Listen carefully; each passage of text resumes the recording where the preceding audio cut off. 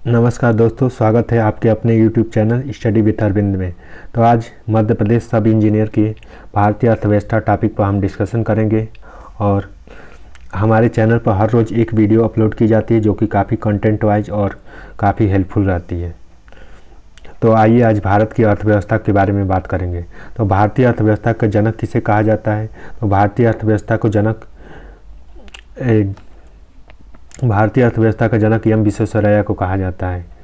और अर्थव्यवस्था के जनक किसे कहा जाता है? इन मिश्रित अर्थव्यवस्था के क्षेत्र में आर्थिक इकाइयों का अध्ययन किस शाखा के अंतर्गत किया जाता है? तो ये माइक्रो इकोनॉमी के अंदर किया जाता है। मिश्रित अर्थव्यवस्था की संरचना किस अर्थशास्त्री के विचारों से प्रेरित थी? तो जॉन मेनार्ड केस।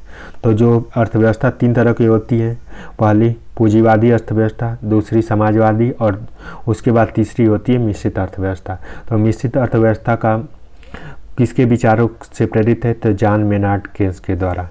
अर्थव्यवस्था से क्या तात्पर्य है? तो आयात और निर्यात का न होना। क्लोज अर्थव्यवस्था का क्या तात्पर्य है? तो क्लोज अर्थव्यवस्था का तात्पर्य है आयात निर्यात न होना। और प्रथम नोबेल पुरस्कार किसे दिया गया था? अर्थव्यवस्था के जो इकोनॉमिक्स के क्षेत्र में नोबेल प्राइज कब से दिया गया? तो 1959 में। समाजवादी अर्थव्यवस्था के जनक कौन है? तो कार्ल मार्क्स हैं। और कार्ल मार्क्स जो सामाजिक अर्थव्यवस्था के जनक माने जाते हैं, वहीं डॉक्टर जेनार्ड केस मिश्रित अर्थव्यवस्था के जनक हैं।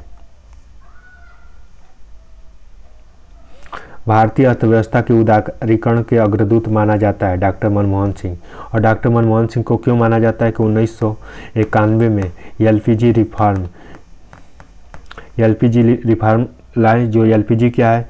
तो लिबरलाइजेशन, प्राइवेटाइजेशन एंड ग्लोबलाइजेशन जो नीति लाए, जिससे भारतीय अर्थव्यवस्था को एक एक्सटेंशन मिला और डॉक्टर मनमोहन सिंह ने किया। अर्थव्यवस्था में आस्था को अलग भाषा के रूप में आरंभ करने का श्रेय किया जॉन मेनार्ड केस ने, जो मिश्रित अर्थव्यवस्था के भी मॉडल को दिए थे। आर्थिक विकास के मुख्य संकेतक क्या है? मानव आदि पूजा, समृद्धि, समान और समानता की अर्थव्यवस्था का संरचनात्मक परिवर्तन। घरेलू उत्पादन में परिवर्तन दर क्या कहलाती है? तो आर्थिक विकास दर कहलाती है। तो जो घरेलू उत्पादन होता है उसमें परिवर्तन की दर को क्या कहलाता है? तो आर्थिक विकास दर, जिसे जीडीपी बोलते हैं। मानव विकास रिपोर्ट 2020 में किस देश ने प्रथम स्थान प्राप्त किया? तो नॉर्वे ने किया। मानव विकास रिपोर्ट में 2020 में किस देश ने प्रथम स्थान प्राप्त किया? तो नॉर्वे ने किया। राष्ट्रीय लेखा प्रणाली के जन्मदाता किसे कहा जाता है? तो साइमन कुचर टेंसन ने। वर्तमान में किस राज्य की औसत प्रति व्यक्ति आय सर्वाधिक है? तो गोवा राज्य में। तो गोवा राज्य में ये पर पर्सन इनकम सबसे ज़्यादा है। आज के राष्ट्रीय संघ के आकलन किसके द्वारा किया जाता है? तो केंद्रीय सांख्यिकी संगठन से द्वारा। सकल राष्ट्रीय उत्पादन का क्या है? राष्ट्रीय उत्पादन की मूल्य का मापन।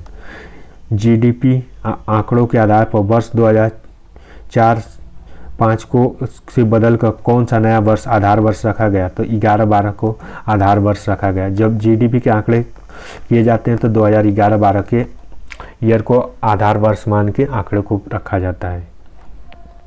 भारत की आर्थिक नियोजन की पृष्ठभूमि किसके द्वारा तैयार किया गया? तो सर एम विश्वेश्वरैया ने 1934 में किया था। तो भारत की जो आर्थिक नियोजन है उसको कौन दिए थे? तो एम विश्वेश्वरैया। और एम विश्वेश्वरैया कौन है? तो एक सिविल इंजीनियर है। उन्होंने क्या किया है? तो हीराकुंड नदी पर बांध बनाया है, जो कि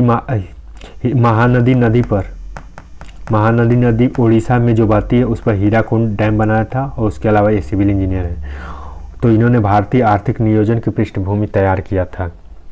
देश में समाजवादी समाज की स्थापना का संकल्प किस पंचवर्षीय योजना में दिया गया? तो द्वितीय पंचवर्षीय योजना में दिया गया। जॉन डब्ल्यू मिलर मॉडल में कौन सा पंचवर्षीय योजना आधारित थी? जॉन डब्ल्यू मॉडल जो कि कौन सी पंचवर्षीय योजना पर आधारित थी? तो इसका आंसर आप कमेंट बॉक्स में दीजिए। मानव विकास के सारे विकास प्रयासों के सार तत्व किस पंचवर्षीय योजना में माना गया? तो 8वीं पंचवर्षीय योजना में। महिला मंत्री आयोजन किस वर्ष से प्रारंभ की गई? तो 9वीं पंचवर्षीय योजना में। सर्व शिक्षा अभियान की शुरुआत कौन सी पंचवर्षीय योजना में शुरू की गई? तो 10वीं पंचवर्षीय योजना में।